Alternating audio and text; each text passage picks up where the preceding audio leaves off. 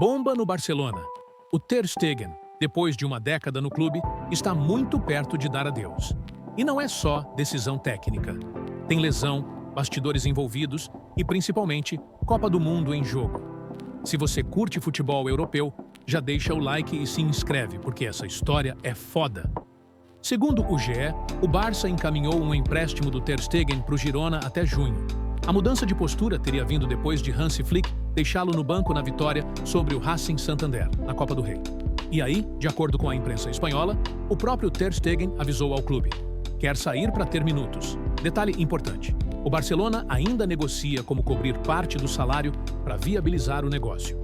E é bizarro falar isso de um cara que foi a cara do Barça por anos. Ele soma 423 jogos pelo Barcelona desde 2014, quando saiu do Borussia Mönchengladbach. No total, foram 17 títulos, incluindo 6 La Ligas, 6 Copas do Rei e uma Champions League. Virou capitão, referência, só que o cenário virou do nada. O começo do fim foi o corpo cobrando um preço alto. Em setembro de 2024, Ter Stegen rompeu o tendão patelar do joelho direito e ficou 8 meses fora. Quando parecia que ia retomar o ritmo, em julho de 2025, ele anunciou outra cirurgia, dessa vez nas costas, com afastamento de pelo menos 3 meses. Somando a última e a atual temporada, ele entrou em campo apenas 9 vezes. E nesse vácuo, o Barcelona se mexeu. Chegaram-se Szczesny e Joan Garcia, e o alemão caiu para a terceira opção. Na prática, em 2025/26, ele só foi titular uma vez, na vitória por 2-0 sobre o Guadalajara, também na Copa do Rei. E mesmo ali, o Flick já deixou um recado frio. Disse que o Ter Stegen era o número 2 só naquele dia, e que a chance era apenas para ele mostrar que estava pronto. Agora vem a parte em que, para muita gente, e também para mim, o futebol foi injusto com ele. Porque sim, Ter Stegen é um dos maiores goleiros da sua geração. Só que na Alemanha, ele passou anos vivendo à sombra de um monstro chamado Manuel Neuer, campeão do mundo em 2014 e dono absoluto da posição por mais de uma década. Resultado: Ter Stegen nunca jogou uma Copa do Mundo e nem uma Eurocopa. Quando o Neuer se aposentou da seleção em agosto de 2024, finalmente parecia que a fila tinha andado.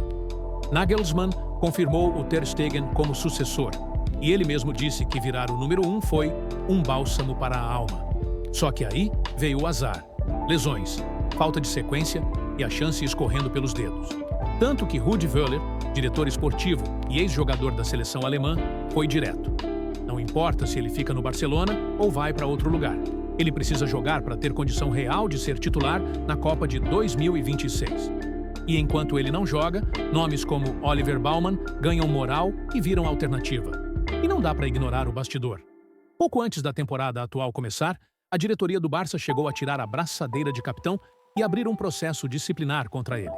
O motivo: Ter Stegen, lesionado, se recusou a autorizar o envio de um relatório médico da lombar ao Comitê Médico de La Liga, procedimento que permitiria ao Barça abater até 80% do salário dele no cálculo do fair play financeiro. Segundo o Mundo Deportivo, o clube interpretou isso como má-fé, como se ele quisesse dificultar a inscrição de concorrentes.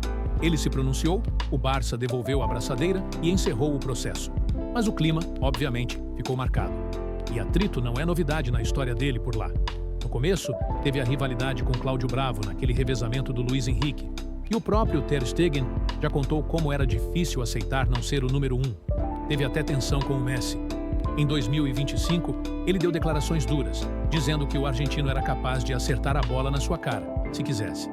Mas também reconheceu que foram só momentos, sem virar uma guerra aberta. Resumindo, Ter Stegen está num ponto de virada.